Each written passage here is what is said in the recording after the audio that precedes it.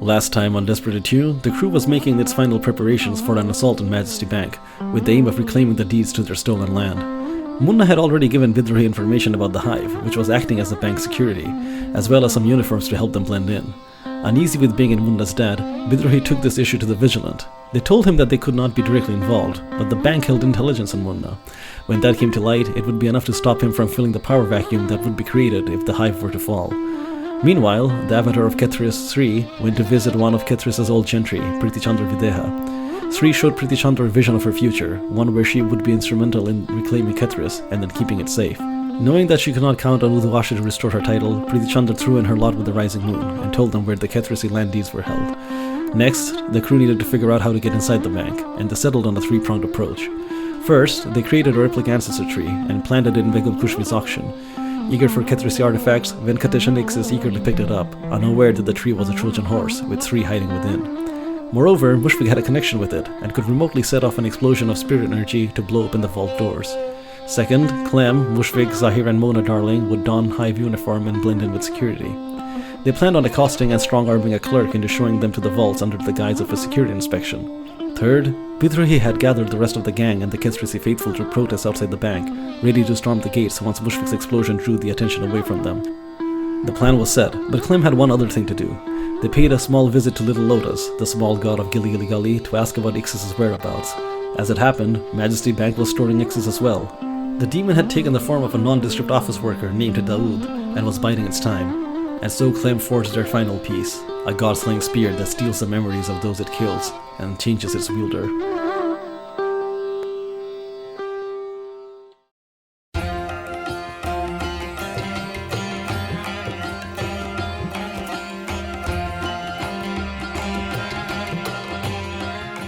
Uduasha City, where the sun is a mirror and the moon a shadow, where dancers cavort in forbidden operas, making love to forgetting and flaying, where the wealthy play at war with silver swords and silken sashes, where the people mine the dead heart of a burning star for cannonballs and pipework, and where 1,000 secrets hide in a forest of paper and ink.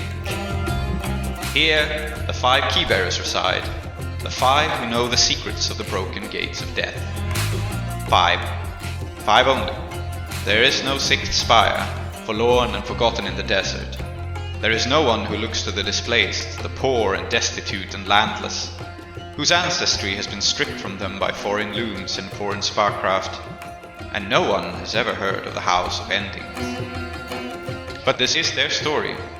Their roots pulled up and burned, they stand in filth up to their necks, and that is precisely why they must keep their heads ever high. Welcome to Uduasha, immigrant. May it fear the name of the house you will build. Welcome to Desperate Attune, an actual play podcast about characters with their identities in peril, played by an international cast devoted to fiction-first gaming, collaborative world-building, and complex character drama.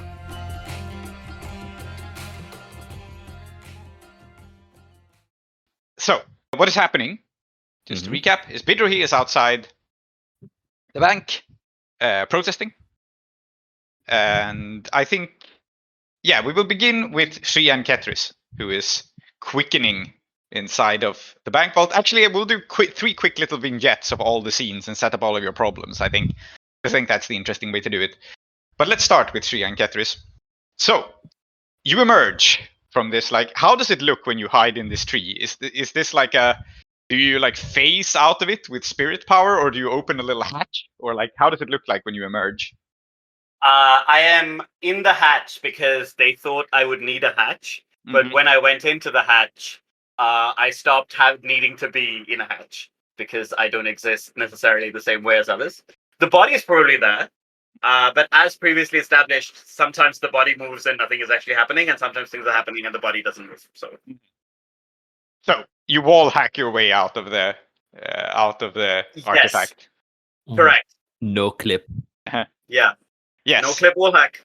Mm-hmm. So we see Sree and Kethris emerge, and you find yourself in some sort of archive room, and I think the vibe here is not. This hasn't been moved in necessarily with all of the other artifacts just yet. But I think what you find yourself in is some kind of room for the restoration and inspection of artifacts. And I think you have quickened out of it of some reflex that something is about to go wrong. And if you had rolled desperate, then you would have basically been found out here. But you rolled risky, so you have. But you sense that something is going on outside. Some sort of like threat is imminent. And so you face out of it and find yourself in this like room with a bunch of brushes and magnifying glasses to inspect things with. It's tied to some archive, but it seems like this is, the bank has many rooms and many big rooms, and this is a room to inspect things before they go into bank vaults normally, or before they're like stored in the secure chambers. And there are a couple of other Kethrisi artifacts here, bought at the same auction, or perhaps previously. So there are a couple of vases, I think, like large pieces of pottery. There are a couple of weapons laid out on the table, like elegant weapons belonging to nobility, like Kethrisi style swords and Kethrisi style, spears and things. Probably a shield, like all of this old ancestral stuff, right? And there's probably more in an adjoining room. And as you pop out, as you realize that like there is a presence outside, the first thing you see is that there is a person turned away who is and I think the situation here is that you can like peek out of the tree, right? You're still sort of hidden. It's not like you just step out and like pop into the room. So they haven't noticed you yet. But there's a person who is facing away. They're very small. They're dressed mostly in like these kind of sort of shapeless robes, but they have a belt that cinches them in place. They're holding up one of these Kethrisi swords and inspecting it. And then they turn, and you see them like a little bit in profile. And this small, unassuming person is wearing a bronze mask. Okay. What does the mask look like? It appears to be like rather featureless, rather like crudely beaten in places. So it's like it's not super elegantly designed. It doesn't look like it depicts necessarily much of anything. But it has the definitive traces on it of like, how do I describe this? It looks modernist. It looks like industrialist. It's a little bit of like a brutalist style to it, like sharp edges, beaten metal. Yes. No eye holes even. Yeah. Now I understand that unlike Kethris in the Empire, certain forces wear these masks to denote both their status and their significance as spiritual threats.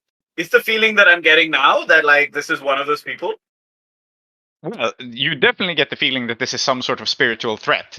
However, there is also something slightly off about this person. Like this cannot be the elegant, masked, like persons of high rank that you know of from the Empire. It's a similar vibe, but there is something. And in fact, your first action, if you want to be, you can study this person and figure out what's wrong. But there is something about them that's just off. Like I said, the mask looks not how you would expect it. I would like to study the mask, especially because this is an interesting person, and I should learn everything that occurs around me. I have 2 in study. Hey, this body used to be good at studying. Yeah. Yeah, great. Risky standard? Yep. Okay. So it goes. I'm just gonna. The risk is quite simply being spotted here. Yeah, I think that makes sense.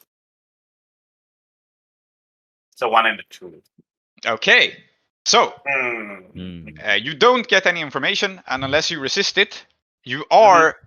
I think it's not straight to like they spot you and call the alarm, but I think what happens here as a consequence is they realize something is up with the tree. You can still like hide inside it or whatever, but they have definitely realized that something is wrong. Not necessarily that there's an intruder. Yeah, the position's gotten worse, right? The next thing is desperate. Yeah. That makes sense. Exactly. I think the next person should go, but I like the idea that like I see the mask, I'm trying to figure it out, and like in the TV show, right, like something like rustles, the tree kind of almost moves, and the person's like, "Is there somebody in here with me?" Yeah. And absolutely great. Yep. Meanwhile, Mushfiq and Clem, you have found your mark. There is, I think, what has happened here is that you have found out somehow through the grapevine that there is a particular person who it makes sense for the hive to question. Mm-hmm. And that is because this is a person who is Akorosi. You don't know precisely what their job at this place is, but it is a young Akorosi man, or maybe not so young, but youngish. Point is, he's not a senior member of the staff. He's got blonde hair. He's fairly tall, definitely well fed, like has a roundness to him. His name is Porter. And you haven't gotten like super specific information on him, but you know that he's one of the people who has not yet been questioned and is kind of expecting it. So he makes sense as a target. As we have established, he saw you in the restaurant before. It's up to you whether Mushfiq knows that or not. You can play that however you like. But like, this guy is your ticket inside. He's the only person you found who hasn't already been questioned by the hive, and who is who has the suspicion on him. Do we have a sense of what kind of questions the hive has been asking? Yes, I think so. So basically, what they've been doing is they've been checking in with the staff if they have gone anywhere suspicious. If they like this is less questioning and more a reminder to like be careful what you do, or we may break some bones. Right? Like, it's intimidation as much as it's questioning. So it's just like, have you been talking to anyone about the secret papers you work with? Have you been hanging out with anyone from House Anixis perchance? Because you really shouldn't do that. Okay, so it's also like so it's not that they're being suspected of collaborating per se. It's just just trying to really tighten up security, very paranoid kind of Exactly. stuff. All right, cool. All right, where do we meet this person? Is he just outside, or have we managed to get inside? Is he just on the ground? I think it's on the bank ground somewhere. I think, in fact, he is walking back from some street food stand, so he has been taking his lunch. And okay. He's heading back, and he's like high ranking enough that he like has the key, has the security clearance, can just walk past the guards. But the guards have also become accustomed to that. Like, sometimes there's a little bit of extra security force on one of the guys, and this time that can be you. So he is on his way back and is going to walk through like a checkpoint, like a staff entrance that's manned by a guard. All right. So I think I don't know if Saul, you want to say anything first, but I think what will happen is if we see this guy, then Mushfiq's going to lead, and the four of us in the hive uniform, we're going to march up to him. And emphasis on march, right? Very official looking, in single file. Yeah. Walk up to him, and then Mushfiq just gruffly says, "You, ID." Of course, he says, in surprisingly good Hadrathi, and he fumbles a bit in his. I think the vibe of his Hadrathi. I'm not going to attempt to do like an accent, but just to clarify, like what sort of person he is. It's Hadrathi that's surprisingly good, but very clearly he's learned it from books, right? So he doesn't use any of the slang. He speaks like very like stiffly and formally. It's like good, but it's clear that he hasn't learned it firsthand from native speakers. Affirmatively, sir. Indubitably, I shall produce the identification documents that you have requested. Exactly. Yes. Yes. Yeah. So he says, assuredly, my identification papers shall be produced forthwith. And he takes out the identification papers, and here is why this is risky. Right? Nice. You had heard. Voice. I like that. Yeah. Here is why this is risky. You had identified this as a guy that, like, yeah, he's under suspicion, but you're not completely sure why, right? Yeah. And then he gives you his identification papers, and they read out, transcribed into Hadrathi, but also in the original Akorosi, that his name is Porter Ashcroft, and he is related to Lord Ashcroft. Of course he is. So he's very polite and all, but a guy like that, right, is a little harder to just intimidate. Yeah. Okay, so if he looks at it, he, I mean, this is all an act, right? He's squinting at the piece of ID, like I assume is, I don't know, does it have like a photo or like a portrait of him on it? I think photo ID is uncommon in this sort of era, so I think it's, it's a piece of paper that says his name and like a bunch of identifying information, but I don't actually think it has a photo. Right. Okay. Yeah. That makes sense. Name, like height, eye color, things like that. Yeah, exactly. Yeah. All right. So yeah, so Mushfiq looking at it, squinting at him, looking back at at the thing, and he goes, Ashcroft, huh? Accuracy? Assuredly. I haven't been here a terribly long period. I trust everything's all right. And I think the way he talks to you, right, is as a man of enough privilege that he is used to, like, when people wear uniforms and are thuggish, they work for you, not the other way around. So it's, he's not rude towards you. He respects your work, but in the sort of cheerful way that a man might respect the police when he has privilege in this kind of setting, right? Like, cheerio, officer. Mushfiq doesn't like that. Mm-hmm. All right. Time to turn the screws. Yeah. Yeah. And where are you coming from, Ashcroft? Oh, well, I have just come across from my what was it? Elysia, I think, is the Ashcrofts are from. They're not from Doskville, so I think that's where he. Yeah. No, sorry. I meant that more as in he's coming in with his lunch. Like, where was he?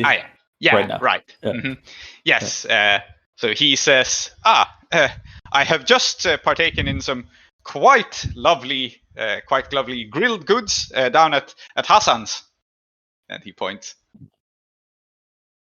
All right. Mushfiq and then Hassan's Mushfiq. master. Yes. Mushfiq would know about that kind of thing, and he goes, Hassan's, huh? Uh-huh. Long way away from here. All within your authorized lunch hour. I was told the quality was delectable. Using the language slightly wrong, also. Yeah. Because I find it real hard to believe you made it all the way to Hassan's. Actually enjoyed the food and made it all back within the hour. I like how the suspicious thing here is he doesn't savor his food. Yeah. He eats too fast. I think you're in a position to make a roll now. And same as before, it's set up as a risky standard. And it's risky because he's a man of some power and privilege, right? Like, if it was any other, it would probably be controlled because people don't tend to screw with hive enforcers. But he is just a man who finds it difficult to conceive that he could be on the wrong end of a beating. If you age at Hassan's, then how come your breath doesn't smell like onions, huh? Mm-hmm. Huh? Yeah, Huh? exactly. Yeah. I was going to say something very similar, so I'll say it. It goes like, all right, okay, Ashcroft, why don't we take it back to your office and we'll see exactly. I guess he's got some kind of paper bag, Yeah. We'll see. Yeah. We'll see if that's really Hassan's or not. Yeah. All right, command. Yeah, command. Risky standard. See any reason to modify things just yet? Let's just go for it. Mm-hmm. Would you like an assistance? Yeah, because I was going to ask, because I took the ability Loudmouth last session, and if I assist by drawing attention away from you, which we probably want, that might. Yeah. And I think Clem does this by snatching the little paper baggie, opens it up, goes, don't look like her sons to me. Okay. And passes it over to Mushfiq to take a smell. Passes it all around. All right. Maybe Omid might want something to eat. Okay, that qualifies drawing attention. Roll one die. So it's still a 5. So it is a success, but with consequences.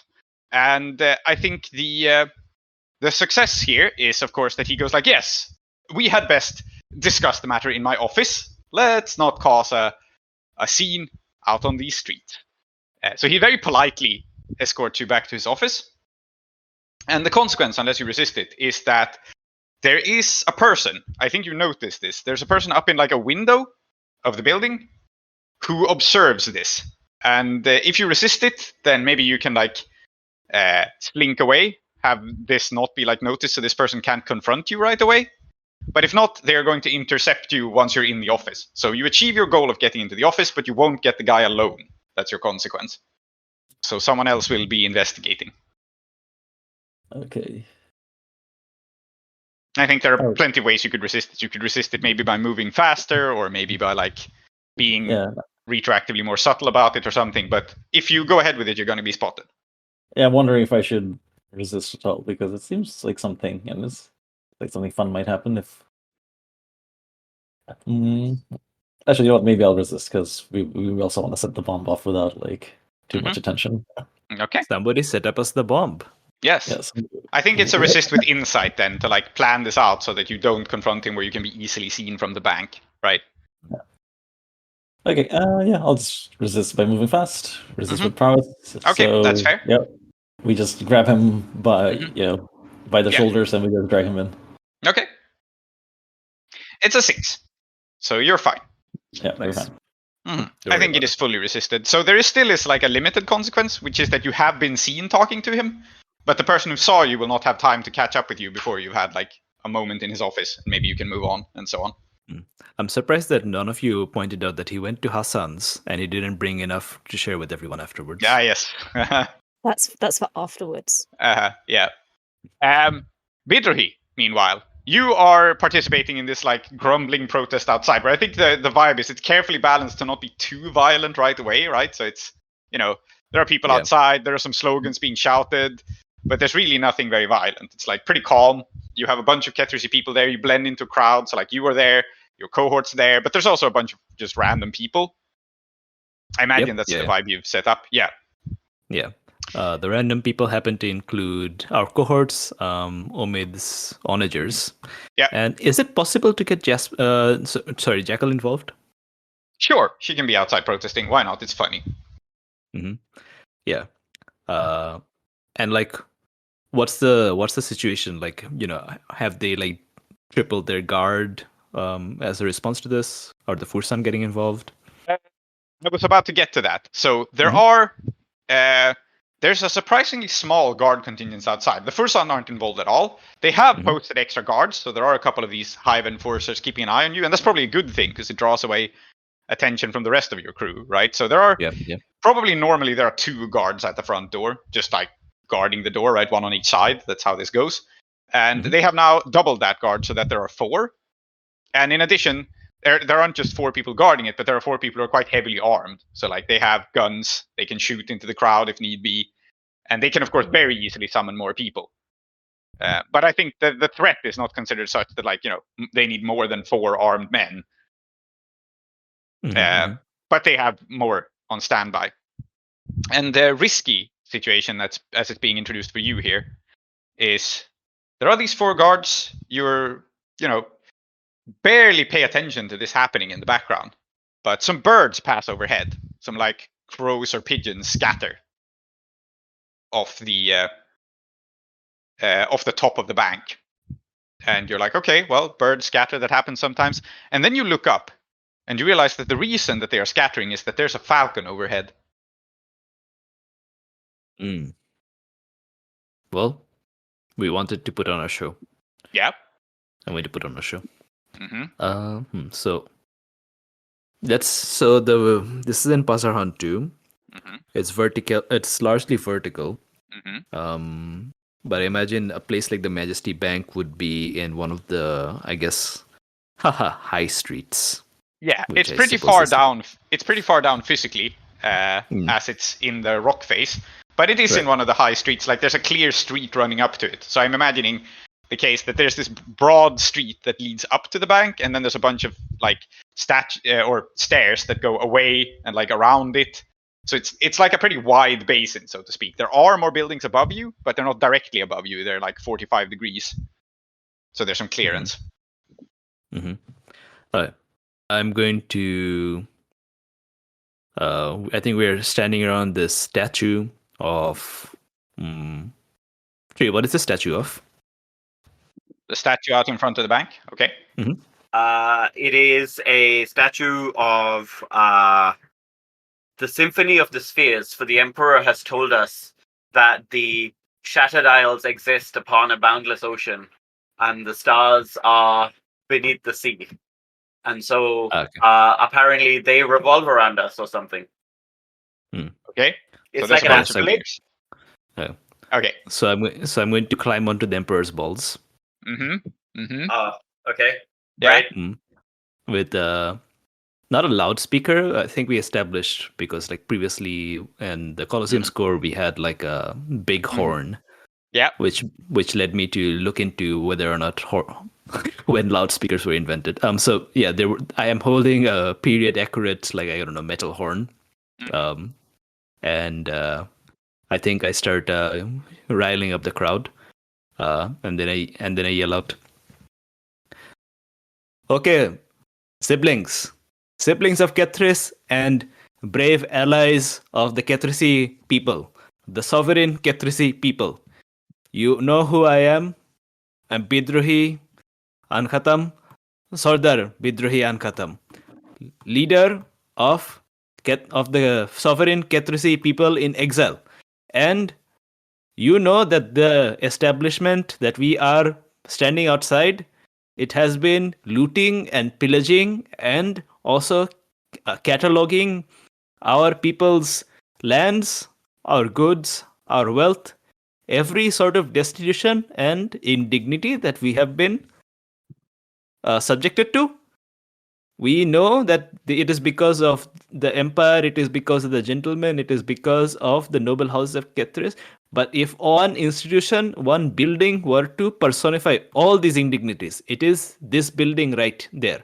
It has all the things.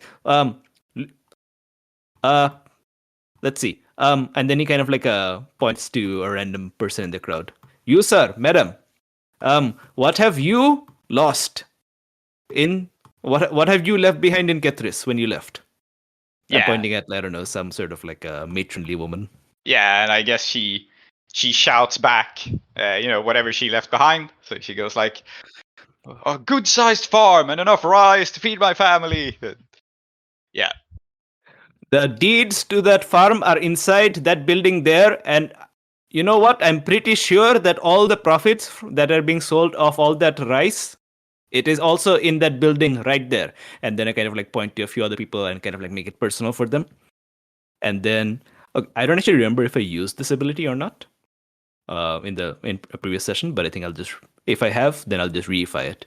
I think he says, "I solemnly swear to you, as Bidrohi Ankhatam, that I will liberate every single Kethrisi artifact and treasure and property that is lawful, that has been unlawfully taken from us, a sovereign people, taken from us, not by Akoros, not by the gentlemen, not by the noble houses, but very specifically this man Venkatesh Anixes for his personal property. God. Wow! Okay, I will take it all back for you, and I will take back especially the greatest and latest indignity that he has foisted upon us when he has robbed Begum Kushmi Jamidar of her statue of the ancestry. I promise this to you all." So I have an ability called Solemn Oath. After you swear an oath to do some task before your crew, cohort, or kinsman, you only need to spend 1 stress to push yourself when taking any action in pursuit of this goal. Yep. However, if you're relent in the pursuit of your goal, issue forgiveness, or abandon the task, take a level 3 harm shamed. I have no intention of relenting. Yep. But that's what I'm doing. I don't know if this is an action roll to rile people up, but that's what I'm doing. Yeah, I don't think there's an action roll yet. I think you can very easily rile people up. That's just the thing you can accomplish. And since you are waiting for a trigger, maybe we should cut back to see how that's going. Since actually, how about this? Yeah. Let's make it a thing. So there's going to be a fight, right? I want this personal threat that I'm making against Venkatesh Anixes to cause the hive, who are kind of like standing out there in a normal, slightly more alert posture. Yeah. To beef up their security, because now an actual threat has been made, and this seems like a mob that's being riled up. Yeah, so you want to summon more people here so you can fight them in the street. Yeah, that's a perfectly worthy goal. Okay. I think we'll start you off in risky standard as well. Yep. Yes. Yeah. Command. Let's go. Yeah. Command risky standard. Cool. Risky standard. Let me see if there's any sort of like. No, I don't have any relevant bonuses. Risky standard. Do you have a devil's bargain? Do you have any to pitch? Yes. I think. What is a good? I think an easy one would be that the falconer are coming, because now a member of the noble house has been. I think it makes sense. Yeah, as a devil's bargain, let's have the falconer actually get actively involved and not just have a falcon dispatched. Yeah. Sure. We can take that as a devil's bargain. I was considering it as a consequence, but it also works as a devil's bargain. So.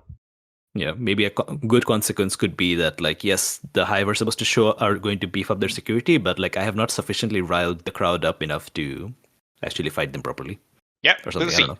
Yeah, we'll see. But sure, you can take the Falconer shows up as a devil's bargain. And it's a 4. Okay, so the first thing that happens is that you see a man in an alleyway step out and take a direct look at the situation. Okay. And it's Captain Peregrine. He is here watching over this situation. He has his falcon, and he looks at you with eyes like, shit, son. Like, he's trying to warn you more than he's trying to stop you. Like, because Captain Peregrine actually kind of likes you, right? But there are limits to how much shit he can get you out of before he actually has to, like, I mean, let's remember, Captain Peregrine is not just the cops. He is the authorized to kill troublemakers kind of cop. Yeah. And he's in the Which is situation the where he only doesn't. kind of cop there is in Uduasha. Yeah. Yeah. But like, he is the secret police, right? So he does not want to kill you, but he's also there with the look of like, I may have to. Sorry, kid. Yeah. I give him a look of like, I completely understand. Yeah. So that's your devil's bargain. You succeed though. So the Hive, like, they call inside, they summon out more people for like a show of force. And I mean, they are the Hive, and they're quite poorly organized.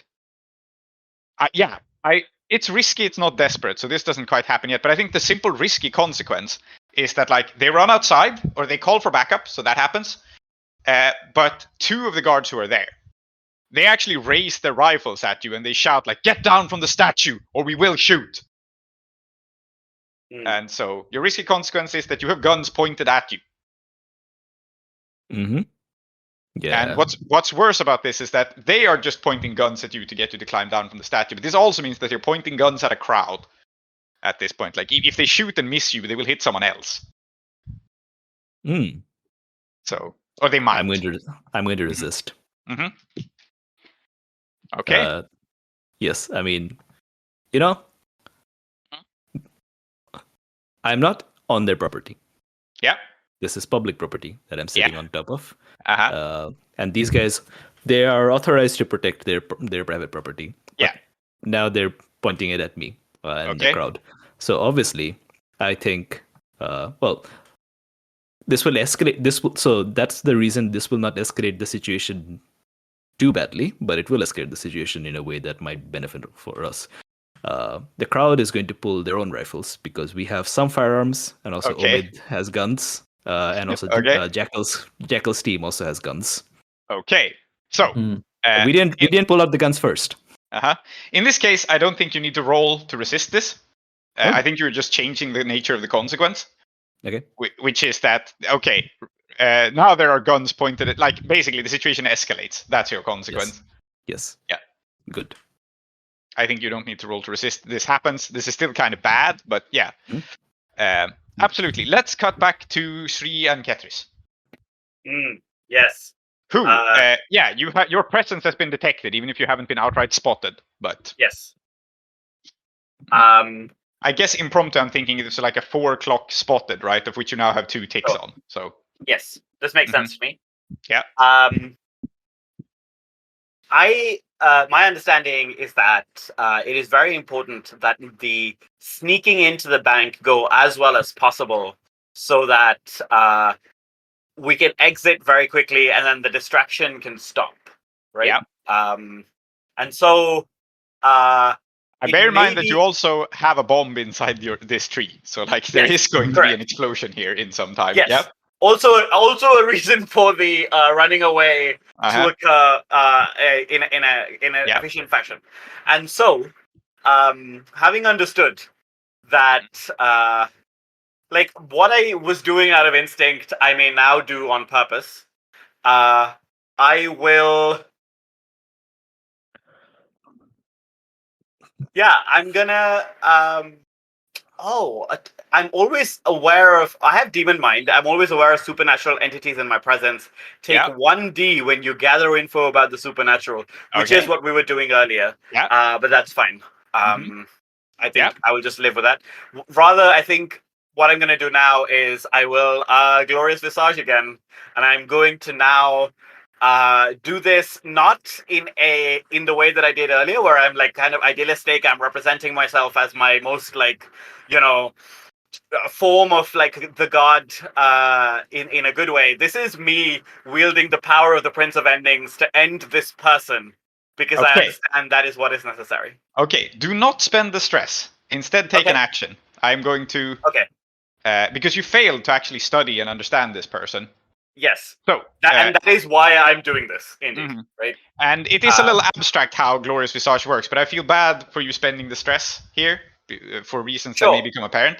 So instead, make an Attune roll. Like, fictionally, this still happens, but you don't have to spend the stress yet, because I don't want you to spend it in error, so to speak. To be clear, I keep forgetting, but I'm invisible to spirits. I don't even know that I know this about myself, right?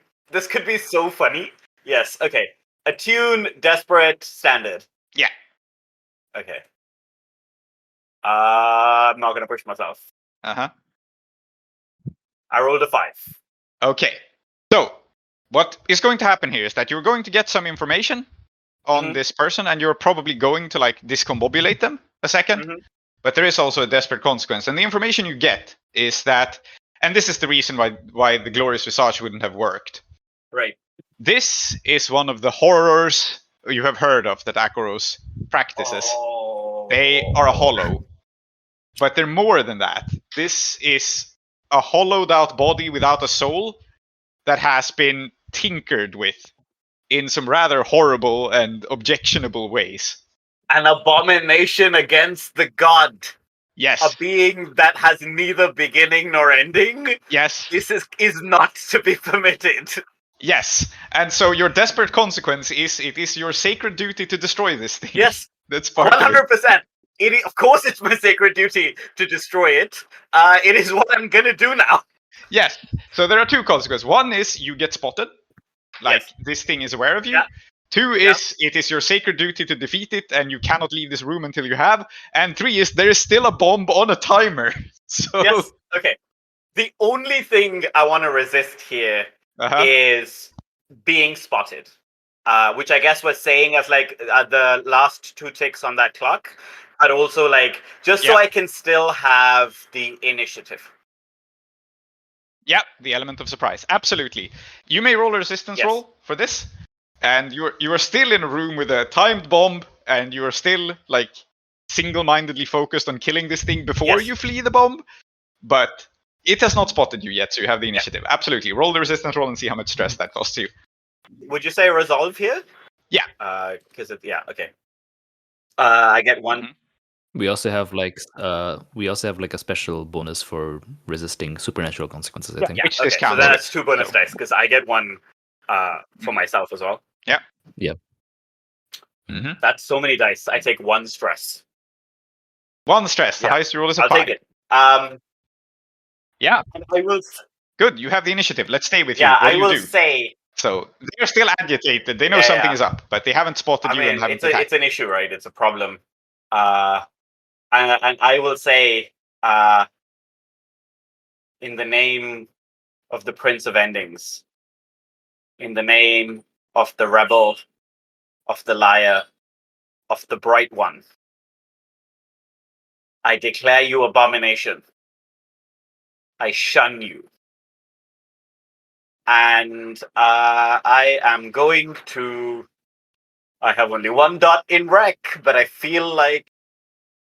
Oh no, but I'm not a... Oh no, but I'm gonna... When I say I shun you, and I say I turn my face away, I am commanding the world to act against it. It is not... Like, I'm divine, right? Like, it's not like I'm gonna hit it with a thing. Yep. Rather, now that I've banned it, it is banned. So I'm arguing its command. So what action are you using? Okay, you are commanding the world to shun this thing. I don't know if it works. You defy logic and reason on a daily basis, so why not? What do we want to call this? And this can still be... I feel like you did... Yeah, I feel like you did get the drop on it. So I'm going to put you in risky limited with your commanding approach, which is to say you can't like utterly banish it from this world. but you can like align stuff against it and screw with it. Yeah. And I think it's risky because you did get the drop on it. It hasn't actually spotted you yet. So. I think that I would like to trade position to Desperate Standard. That is totally fine. I guess I'm like fully exposing myself, right? Like I've lost this is what I'm using the initiative on. And I think the way that I'm like kind of gaining greater effect here is I am aware, like I understand in some way how the supernatural entity works, right? Maybe.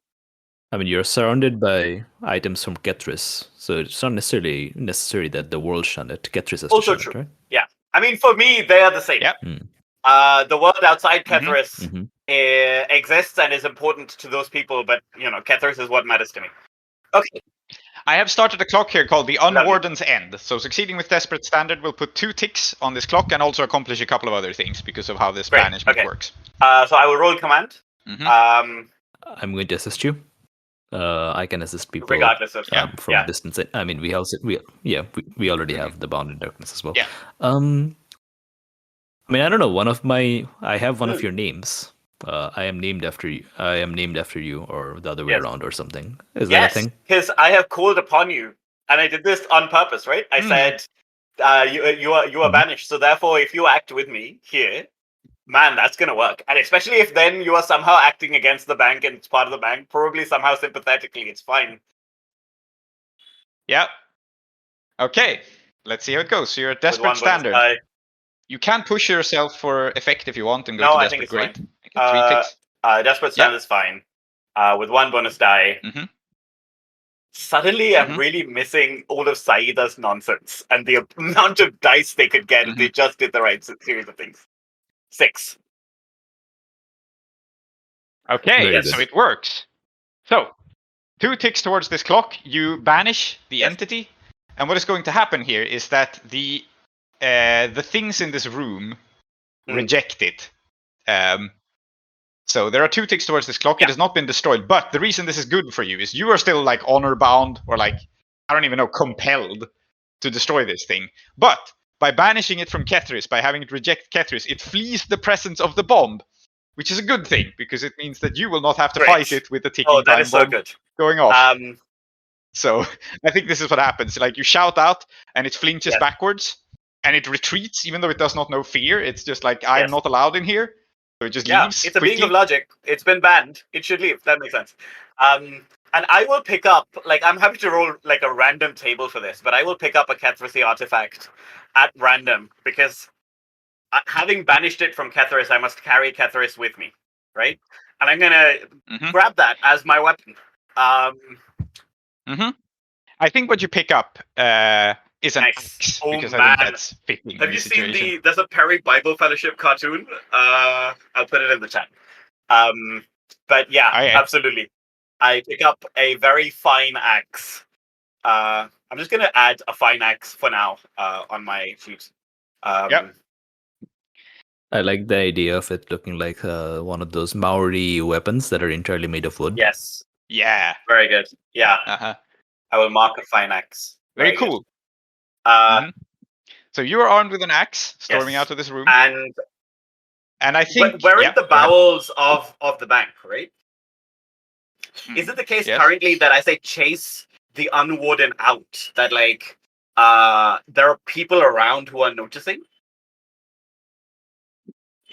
Yes, I think so. They're not like necessarily guards or anything, but there's definitely staff down here. Yeah.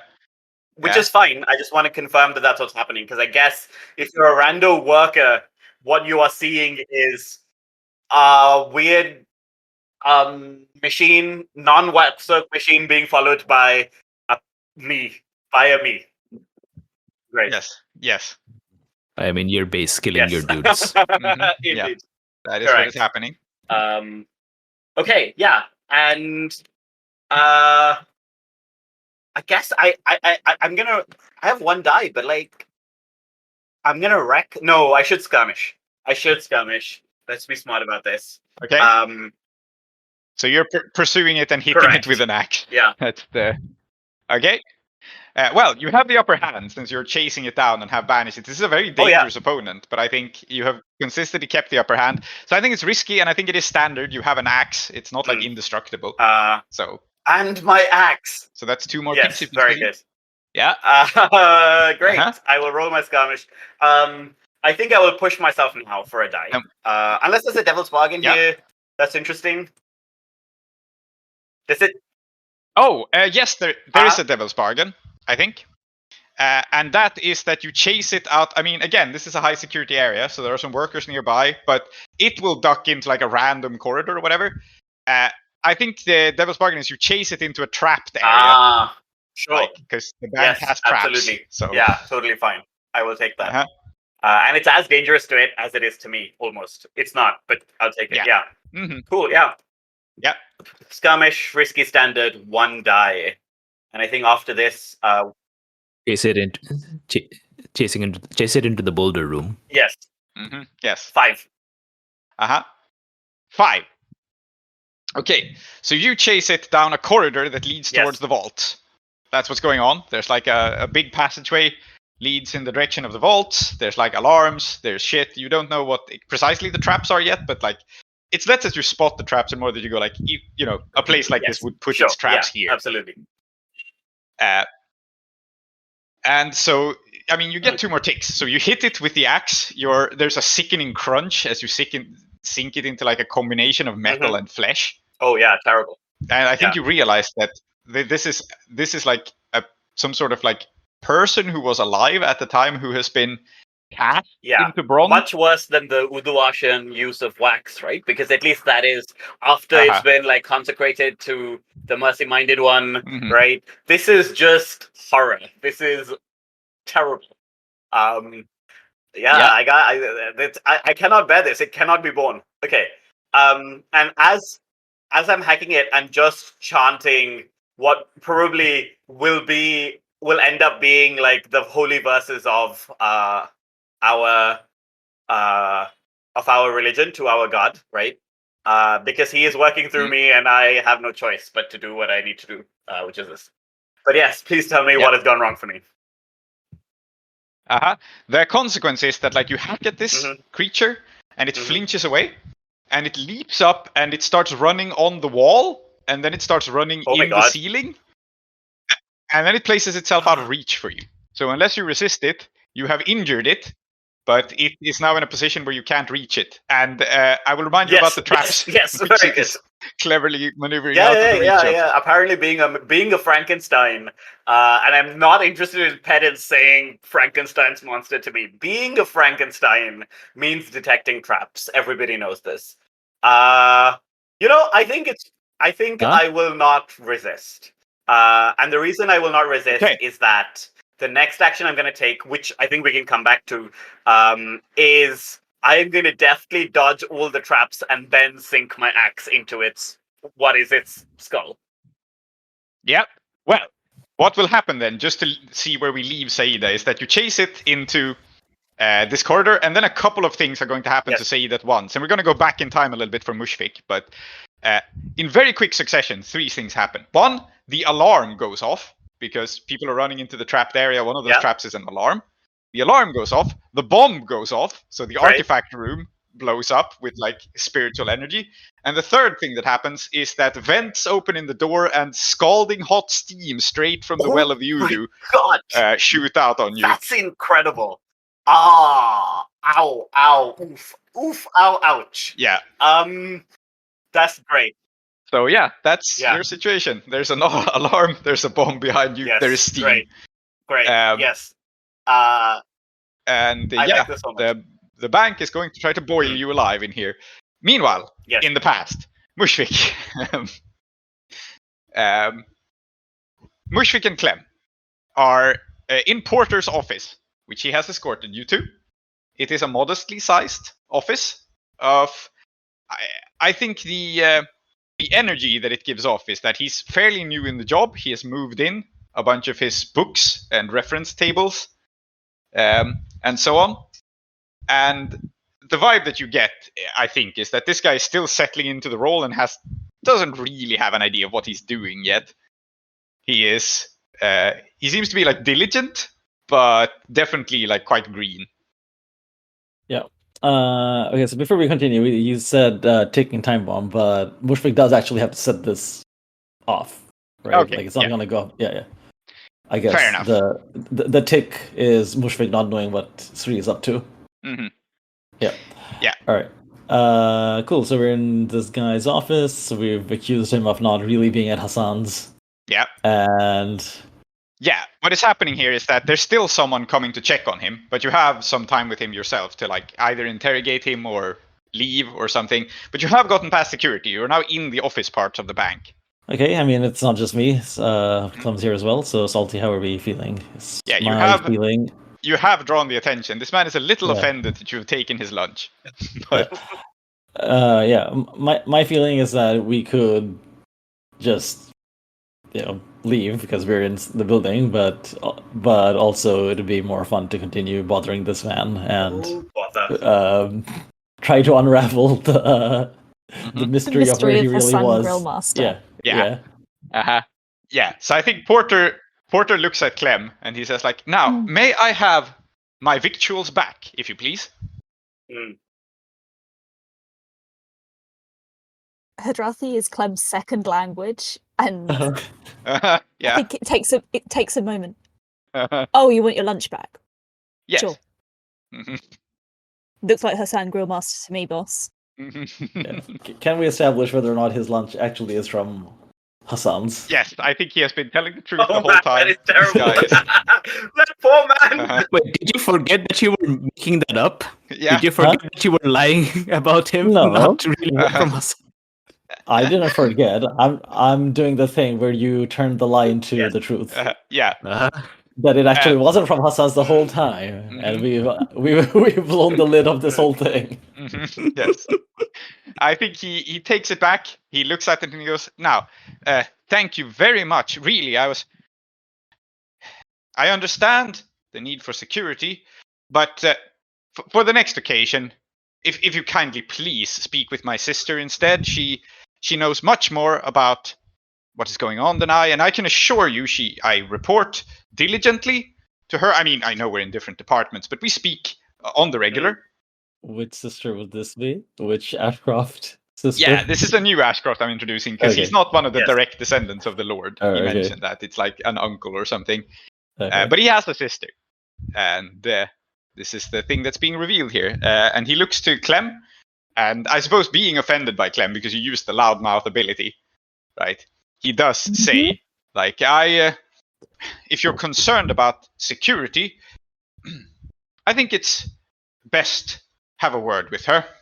In fact, why don't you stay a moment? I'm sure she's going to do her rounds and come this way. She usually, and this is precisely what's happening. There's a person coming this way. It is his sister. You resisted her coming here right immediately, but she's still on her way. And he is going to attempt to, like, not by force or anything, but he's going to attempt to keep Clem here so that you can have a conversation and clear out any misunderstandings. So this is what he insists on. Like, please wait here. Okay, I think we should maybe not do that because we... Yeah, it's absolutely a bad idea. She is much more on the ball than he is, as he hints at. Yeah, so Mushfiq scoffs, like, ha! You think we don't have anything else to do? All right, listen up, Greenhorn.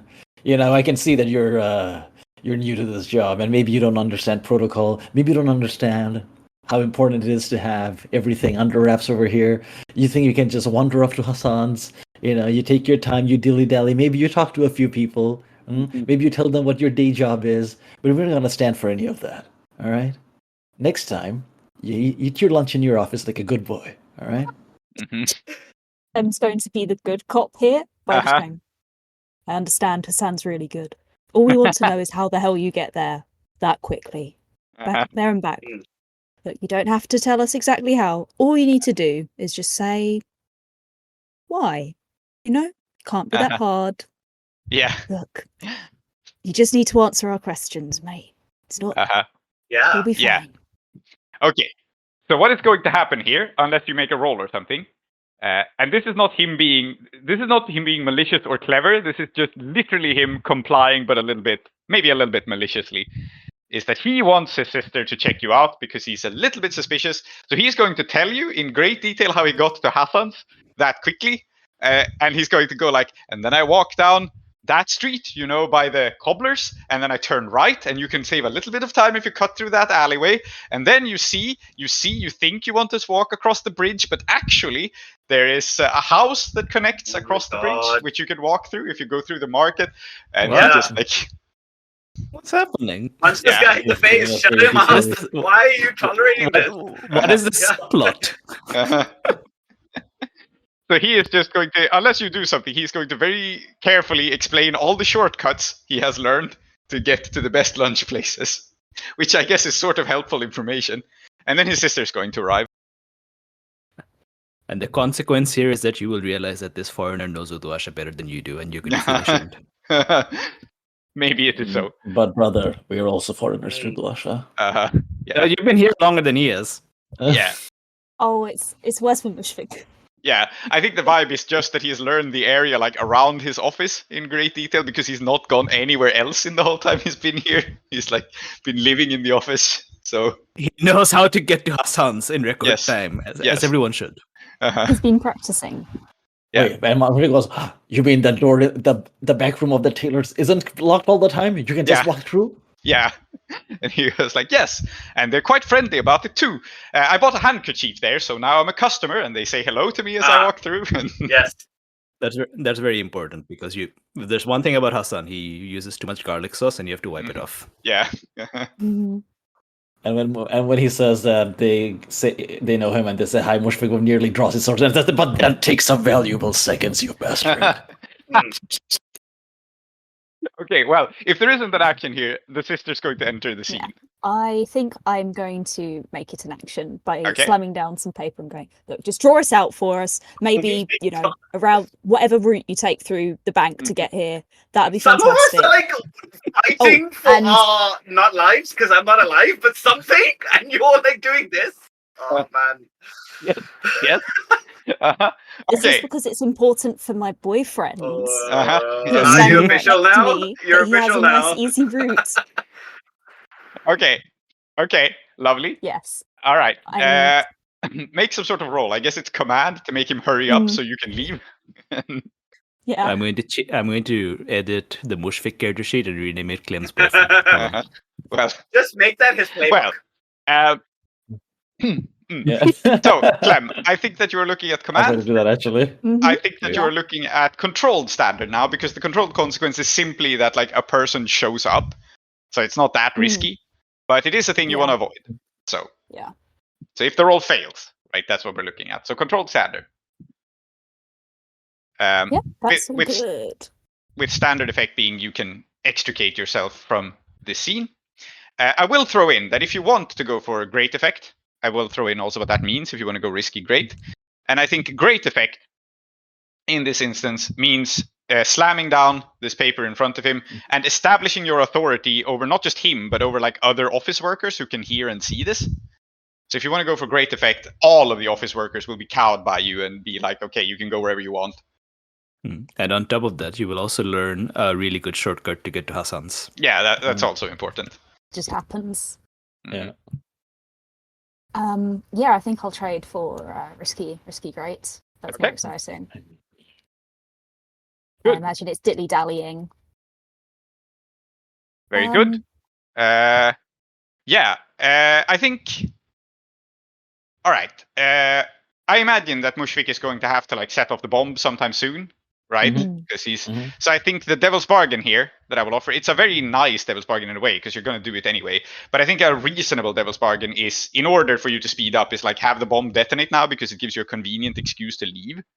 So if Mushfiq is okay with doing that now, then you can have an extra die. Where it's like, because this isn't precisely timed, right? This Mushfiq is setting this off when he thinks Bidrohi and folks are ready for a confrontation. Yeah. And now would be convenient for you guys. So so how to do this, under the wraps, because like Porter's right there. He's going to see Mushfiq invoke the ancestor magic to blow the tree up, right? Yeah, but I'm thinking I don't want to put too much effort on this because you set this up. So I'm going to say that Porter is looking at Clem at this moment. So you can just do it. You can just have it blow up. Sure. Okay. Why not? I mean, if you're cool with that. What does that look like? Yeah, what does it look like when you do it? But the reason I want to push this as a devil's bargain is it raises the stakes in an interesting way for you guys, right? Because all right, I think all right, we can play into this, right? Where because he knows that Bidrohi can't just wait outside forever. They're eventually going to clear everyone off, and while Clem is doing this, he just maybe whispers something like it says to Clem that's like it has to be now. Just keep him talking, right? Yeah. Or or try to get us out of here, and then he just sort of maybe goes to the back, to the back as in so we have two other people, right? Mona Darling and Zahir's here actually. Yeah, so he just gets out of Porter's eyesight, takes a deep breath. I assume he's got some other piece of the tree, like maybe a branch, maybe one of the fruits. Something to connect to it. Yeah. And he's concentrating and he says, he goes, all right, this is it. They all underestimated the power of the ancestor trees. What are you doing throwing bananas at people, Mushfiq? Do you want to talk about it, Mushfiq? Are you okay, Mushfiq? It's not okay. Isn't my girlfriend hot, Mushfiq? Yeah, now you'll all see. And then he does some complicated hand movements, Don't do a monologue. The monologue always ends badly. I love this. Okay. All your baser belong to us. Yes. Yeah. And I think the spirit tree activates. And I'm going to keep this as an asset here. So there is an explosion, like a detonation. But Mushfiq, you still have this tree in the basement. You can invoke this again in other ways. But there is a surge of spiritual energy. And Clem, roll your command roll with a bonus die from a bomb going off. Nice. A 3, a 2, a 3, and a 1. That was so good. That was so good, guys. Uh-huh. Yeah. So, you didn't even learn the directions anyway. No, I do. That happens anyway. Clem's really focused on this right now. Yes. Really you learn the directions. Well, what is going to happen, because you went up to risky, is that a woman is going to open the door. Basically, we hear this surge explosion. The alarm goes off because Saida set off the alarm at the same time, which we happen to know from that scene. It's bunch of shit goes down. And then the door is open. And it is opened by an Akarosi woman with black curly hair and a bronze gauntlet. Oh, no. That she holds up that sparkles and crackles with electroplasm. Yeah, that's bad. And she throws the door open and goes, "What the hell is going on in here?" In much better Hadrati than her little brother. And then she looks at all of you, and I think she points straight at Clem. And the glove starts to power up, and she goes "State your name, 2 seconds." And if it's a name she doesn't recognize, if it's a name she's not on the list, she's going to shoot you with an electroplasmic jolt. I am going to flash back to I think when we passed through the guard patrol, through the checkpoint, there's probably some sort of list or something, right? Yeah. Perhaps of guards. I've swiped it. Makes sense. I'm just going to pick a name at random. Yeah, I think we'll call this a roll rather than spending stress. I think it's a study roll in a flashback to see how quickly could you memorize and pick out a name. Because there is some finesse to this, right? You can't pretend to be an officer because you would know the officers. You have to pick the correct name from the list, which makes sense. So let's call it a study roll, and let's call it risky standard, with the risk here being, if you fail the roll, you say the wrong name and she calls her bluff. Cool. I'm going to invoke traumatic flashbacks on this to roll my trauma my trauma +1 instead of my study. Absolutely. Then I can still give you a devil's bargain on top of that if you want. Go ahead.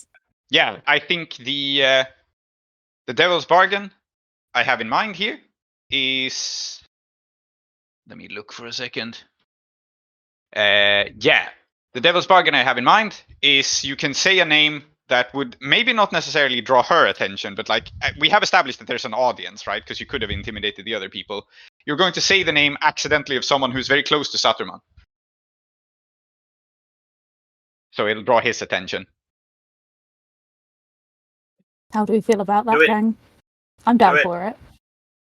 Sorry, could you say what happened again? I got distracted. The devil's bargain is stating a name, giving up a fake name of someone who is quite close to Saturman and drawing his attention. Oh, okay. Presumably also Severossi or something. Yeah. So it makes sense. Yeah, the Hive hires a lot of people, so. Understandable. Yeah. Yeah, I'm down for that. Makes sense. Yeah. Let's see what happened. That's a 4. Okay. So, you succeed with your bluff. We know that the risky consequence here is not you being shot. So you state a name. You can make it up, but it's someone that Saturman knows quite well. He's going to hear about this because, people believe you, but it's still the case that like one of Saturman's people is in conflict with one of the Akorosi. That seems bad. And I think the risky consequence here is, I think it's costing you time.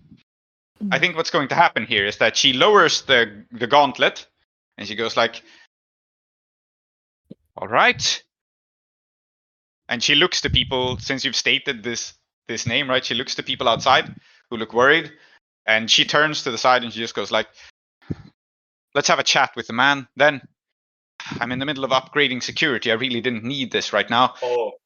But we need to coordinate. Call Saturman here. Me and his people will clear out this misunderstanding. And so the situation is you do not get shot. She believes you for now. But, they have a situation and she needs to coordinate with the head of security. And so they're going to have that conversation and they're going to have it here because it's convenient. Because, one of his high-ups in command is here, right? So that makes sense. And I'm going to resist that, I think, by saying, look, if I know Saturman, he's going to be down there investigating what the hell's just gone on. You want to call him up here? Fine, but you're going to piss him off by doing that. Yeah. Let's just go down there together, all right? Makes sense. Yeah. Sounds like a resolve resist. No stress, baby. Nice. Chill. Yeah. So she goes like, fine, all right. We'll go down. We'll see what's got the alarm system rigged up. Or what's got the alarm system set off. I said this was a bad idea. And she turns around and I think the impression both of you get of this woman is that she is a bona fide Sparkwright. She knows her shit. She knows her way around Sparkcraft and she has, as she says, installed some things around the place, including this alarm probably. And the Unwarden, apparently. A terrifying name for anything. Yeah. Definitely putting that in my next game. Yeah. All right. So you have free leave to go downstairs with her and go into the deep levels of the bank where the alarm is being set off, where Sree is being cooked by steam, etc. But let us cut to Bidrohi, I think, unless there's anything else in this scene. I just wanted to ask, how long do we wait until we bonk this woman on the head? And but we can get back to that. Yeah, we'll find that in the next scene. She is with you. She is quite capable. And I think she's not going to be alone with you at any point. Not that she's bringing guards, but, there's people everywhere. So it's going to be a bit hard to bonk her without drawing suspicion. That does tend to be true of bonking generally. Yes. But, Bidrohi, yes. What happens on the outside is I don't think that this, spirit bomb thing is, big enough to, shake the whole bank, rattle everything. It's a good device. If you'd gone for power, it totally would have done that, but you went for precision and subtlety. So what it looks like from the outside is mainly just the alarm goes off. There probably is a sound from inside the bank, you can hear the muffled sound of an explosion, and then the alarm triggering. And obviously this distresses the Hive guards who've just been drawn to the front, so they have called reinforcements from the inside, and I think what happens is there's a sense of paralysis. That there are 4 guards outside with guns aimed at you. They desperately want backup. And then there are a couple of guys inside who, the Hive have good discipline, but they're not a crack military force. So when there's this situation of like, we have been called up front, but there's also an alarm behind us, there is a moment of confusion. Like, these reinforcements that are heading for you don't know what to do. So that's the situation. Sound of an explosion, sound of the alarm, and you can see the guys about to head out and confront you be like, shit, what do we do? I think, yeah, so they raised their guns at us. We raised our guns at them. There's a lot more guns. Yeah. And I think Bidrohi, as the alarm starts going up, Bidrohi kind of like gets off from the spheres. And says, okay. I'm down from the statue. Down from the statue as you asked, and he's still got his horn. And he's walking forward, this kind of short guy. And he's walking up towards the guards, and I think like he's kind of like giving some nods, and I think like I don't know if the crowd itself would come forward, but like our guys will come forward. Yeah, absolutely. And there's probably, I think, but between all these groups, there's probably like 30-ish people, probably a bit more. Yeah, maybe 40. Quite a sizable force. Of armed and capable of men and women walking up towards them, and I think Bidrohi's still got his horn out, even though he's getting closer and closer. It's not necessary anymore, and is saying, "I think it is very much time for you guys to fuck off. Okay, you can stand in front of the. You can stand between us and our rightful goods and our property and our heritage if you want. But know that we are sick and tired of getting kicked around, and we are here to claim it, as I have said. And claiming it will happen. And if you stand in the way, then I'm afraid that swords and guns and so on may pass right through you." Okay, so since there are just 4 of them here, and their reinforcements have been confused and not arrived, I think you have standard effect. I think you can intimidate them because they're outnumbered. So you can get them to stand down. I think it is, however, desperate because they have guns pointed not just as you, but at the crowd, and there is a possibility here for this to go very badly. Yeah. Is it fair? So I have Desperate standard? Yeah. I have Peacekeeper. You may push your subdue on the following: stare down and threaten a small gang on equal footing. Yep. Well, there you go then. So then it's not desperate, I suppose. Then I think it's risky standard, or it's desperate great. That's up to you. But I think desperate great is better. I mean, in a sense, I do massively outnumber them. Yeah. You do in a sense, but I think I think exactly the reason why it's risky instead of desperate is that I think you can confront them yourself without the risk to like bystanders, which I think pulls down the risk to risky standard. And then you can trade it back up to desperate great if you want by just making a tremendous impression on them. And I think in this case, what will happen is the great effect is that you personally scare the shit out of them. And the desperate possible consequence of that is that you personally scare the shit out of a bunch of armed men. So either way, there's no risk to the innocent bystanders anymore. But I love the innocent bystanders. They're my friends. Yep. And my colleagues and my relatives. Yeah. I can 1v4. Okay. And I can 1v4, but if this succeeds, then I won't. Yeah. So basically, desperate great here is they are convinced that you are going to try to 1v4. And that like nobody. They are going to realize this is a bad idea. Nobody is this confident unless they're this good. Yeah. Okay. Command. Let's see. Yeah, Peacekeeper. So pushing myself with 1 stress, remember, because I have made a solemn vow. Yep. Desperate. Great. Bonus dice 1. Yep. Nothing else I think is relevant. Let's just go. Let's see what happens. Yep. It's a 5. Okay. So what happens here is they look around and they go like shit, and they throw down their weapons because they're personally scared of you. They don't shoot. This would have happened on a fail. They would have just shot you because you're scary. But they throw down their weapons. They realize that this is a very bad idea. They back off to the sides. There is this group of like Hive enforcers inside who look like, who's that? What's going on? Like some of them point guns some ways and so forth, but you seem to have the situation in hand as you head up the stairs. And then you see a couple of things happening. It's going to be a bit of a longer description of a consequence here. And you can resist parts of it.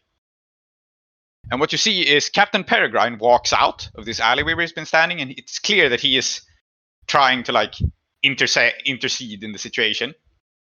And then you realize that his falcon is perched on his shoulder. That's not his falcon up there. And then you hear a cry of a falcon, and you see all these hive soldiers mill about like they don't know what's going on. And the falcon dives down, the one on top of the building, just swoops down, flies inside the building, unfolds its wings, and speaks with the authority of Serek. Oh no, nice. Serek is a falcon? Sorry, Cosette. I mixed up the houses. Cosette, the falcon. Okay. The Justice, Speed, Hand, Eye, Falcon, Prince, 5-part world. Yes, speaks to the voice of Cosette. And a demon falcon has taken command of the soldiers. A demon falcon has taken command of the soldiers! Run! Yes. That is what is happening unless you resist it. What does Cosette say? I think it just calls out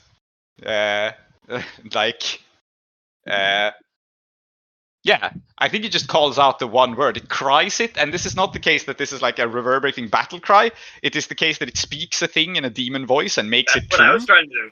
And it just says, and it just calls out, I think, it is just, in like a horrible falcon screaming voice. And all of these soldiers suddenly become convinced that it is justice that these Ketrisi artifacts are inside here. They were won lawfully and legally. And this becomes true for them. Like, you are clearly a lawbreaker. You are clearly here doing what is unjust, which is stealing back these things that have been lawfully bought. Oh, it's so good that I'm not here. And of course. It's so good that I'm not here. Again, you can resist this, but unless you do something else, the House Cosette will assume direct control of the situation. And Cosette is very good. Much better than these guys are. Much better than these guys are at fighting. Yes. So you didn't say that this was an explicit part of the consequence, but it's the one that I imagined, which is that this rustles the crowd and my gang and my own our collective Jimmy's very hard. Yep. I'm going to resist being rustled. Okay. So, sure, Cosette is still here, the Hive enforcers are still affected, but your own crew will not be affected at all. And I think it's fair you can resist this aspect fully. So, the Hive will believe that this is justice. Your people will absolutely believe that it is bullshit. If you resist this. I mean, we know that Cosette is here. Yeah. And if Cosette says it's justice, then like that is justice as far as everything goes. But like for us, like we know that we're outlawed, but now we have to. We're not going to back down. No. That's the thing. And I'm looking forward to a big old fight with Cosette and his impromptu army. Let's fucking go. This is a supernatural consequence, so I'm going to get an extra dice to resist it. It is. Yeah, let's go. It's a 6. I'm ready. Yeah. And so, I think that this is heard by Clem and Mushfiq, and so what is happening now is Sree is fighting in the basement, Bidrohi is fighting in the entrance foyer. Clem and Mushfiq, you are with the spark right, you can go in either direction. You hear both of these chaotic situations unfold. The alarm down below, the cry of the falcon behind you, the rallying of the hive soldiers, Bidrohi's battle cry. And I'm wondering if this is a good moment for a cliffhanger. It sort of feels like it is, right? And we're running out of time. It does feel like a good moment, yes. Because when we come back, so. I will be bubbling fully.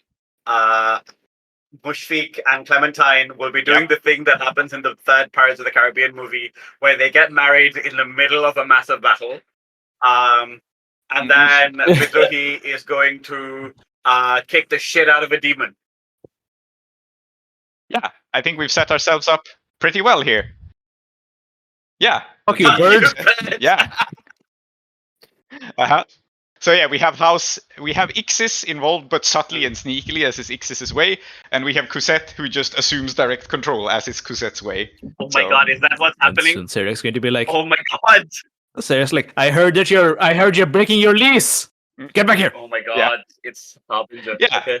But I feel like, this is an interesting and exciting moment to pass on. We have a lot of interesting combat scenes coming up, and we're very, very excited to see where this 100%. goes. And I hope that you, our listener, are also excited to see where this goes.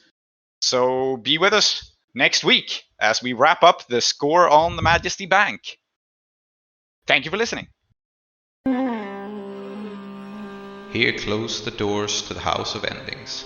Those who dwell within are Zoheb, called Klow, Aadiyat, called Soap, Saumitri, called Sree, and Salty. I have been Prince, your host. Our city of Uduasha is based on Blades in the Dark by John Harper and Evil Hat Productions, with special thanks to Johnstone Metzger. Follow us on Twitter or support us on kofi.com/desperateattune. If you want to engage further with us, we also have a Patreon at patreon.com/desperateattune, where you will get our newsletter, extra content, and updates from Uduasha.